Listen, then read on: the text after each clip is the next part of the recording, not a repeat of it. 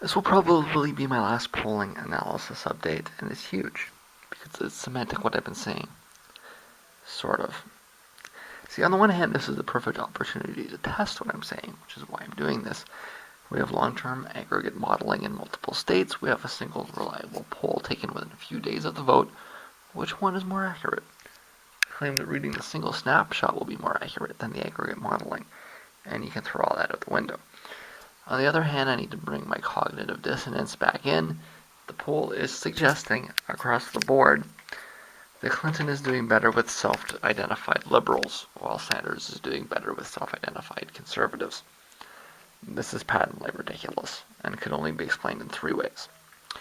The first is that Clinton's attacks on gun rights, for example, are backfiring and people just aren't listening to Bernie at all. Do gun rights really overpower health care? This is crazy.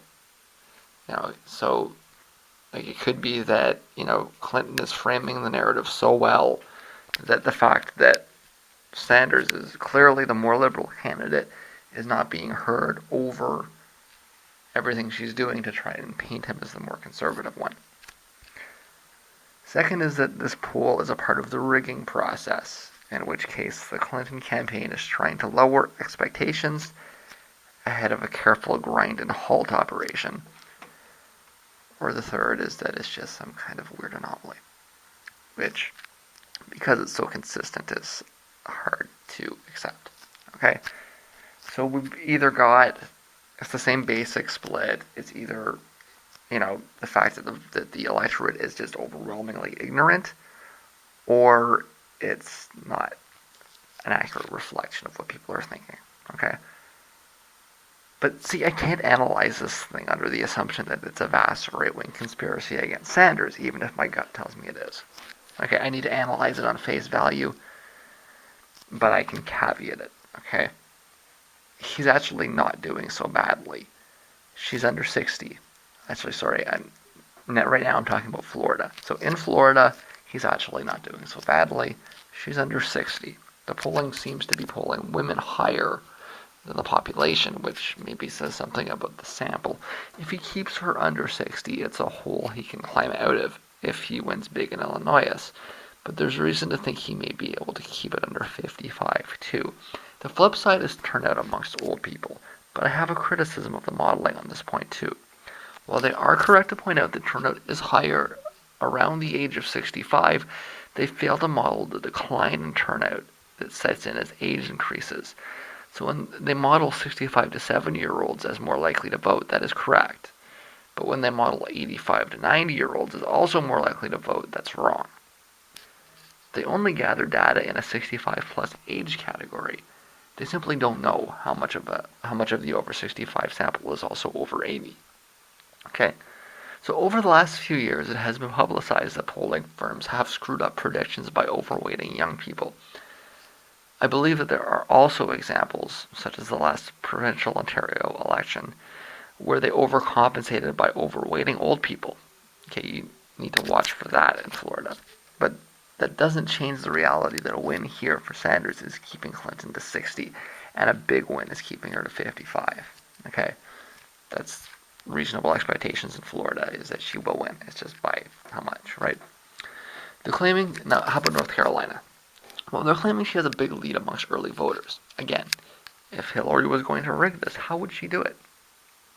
But still, again, if she's really only pushing 50% on the yet to vote, then an optimistic scenario suggests he can keep her under 55 if he can get that turnout up.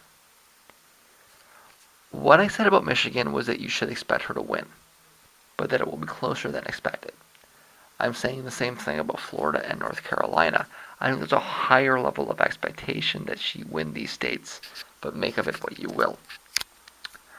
It will be suspicious if North Carolina looks like Alabama. Should we call it Alabamistan? Those are Soviet polling numbers. As the polls don't support that, and perhaps the polls didn't really support the large margins in these other southern states either. It will also be suspicious if she wins Florida by a large margin when the polls are steady to narrowing. So watch for that. Illinois. All of the factors put together, including overpolling women again, make it clear Bernie Sanders will win Illinois. The question is by how much? 55, 60, 65? It's all about turnout. He needs delegates. So if you're in Illinois, then get out and vote. How well he does in Illinois will likely determine how seriously he's taken after tomorrow. Another thing to watch in Illinois is that this poll suggests that his support amongst blacks is statistically the same as his support amongst Latinos. Now, he may lose both, okay? But the point is that they're the same. That is massive, as it is the first sign of Hillary's weird lock on blacks breaking up, and strongly suggestive that this might be about Southern conservative blacks rather than blacks altogether. It will be suspicious if she wins Illinois by any margin. Bernie ought to be favored here. Missouri. Bernie Sanders will also win Missouri. And note that they are again oversampling women. It's almost like they're doing this on purpose. Again, get out and vote. It's all about turnout. It will be suspicious if she wins Missouri by any margin. Bernie ought to be favored here. Ohio. Ohio has 12% undecided. How are you undecided on Hillary Clinton? Okay, so what that means is that you want to vote for Sanders but can't get past your programming or don't want to admit it over the phone. Advantage Bernie. They oversampled women again too. With all the factors, I also think that Bernie ought to be favored to win Ohio, but it will be closer. So get out and vote. That's going to be the difference is turnout. So again, it's not completely clear what this poll is. Either it's the decent post-Michigan poll I was waiting for and it's confirming my analysis, or as a part of Hillary's faltering attempt to fix the nomination and meant to lower expectations for a run on the polls that she expects will overpower her attempts to stuff ballot boxes. Either way, it's clear that Bernie is surging and that his ability to win tomorrow depends on turnout. I think they basically split the delegates for the day and move on to the next fight, but the momentum puts Sanders in a stronger position to gain delegates in New York and Pennsylvania. Okay? But it was always about California.